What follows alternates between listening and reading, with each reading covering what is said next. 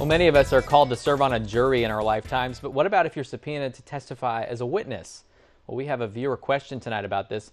One viewer asks, I've been served with a subpoena to appear at a deposition in someone else's case to testify as a witness. Do I have to appear? What rights do I have? Okay, here to talk about this is attorney Adam Peoples with James W. Davis and Associates. Adam, good to see you again today. You too, Appreciate you coming on. Yeah. So first of all, for viewers who may not know, may not watch Law and Order, what's a subpoena? Subpoena is a court order to compelling you to appear or to produce documents. Okay, so basically you're ordered to come to court to testify or to produce or to show evidence in a case.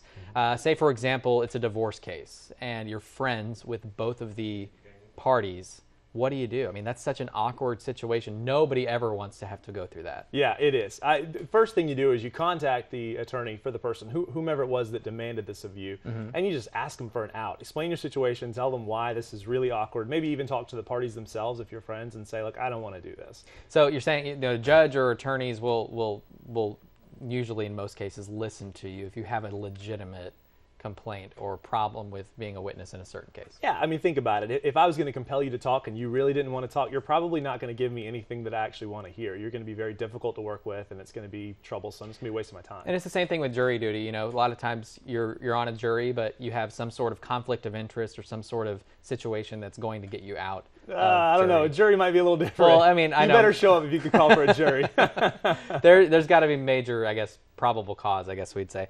But now, what are your rights? I mean, the viewer asks, what are your rights? If you really just can't do it or don't want to do it, do you have any recourse to get out of it? Yeah, there's basically two levels. First level is contact the parties or their attorneys and ask for an out. If they won't do it, then you file a motion with the court and you show the court why it's burdensome, oppressive, it's unreasonable to expect you to appear, and you basically plead your case and leave it to the judge to decide if they should compel you to appear or not.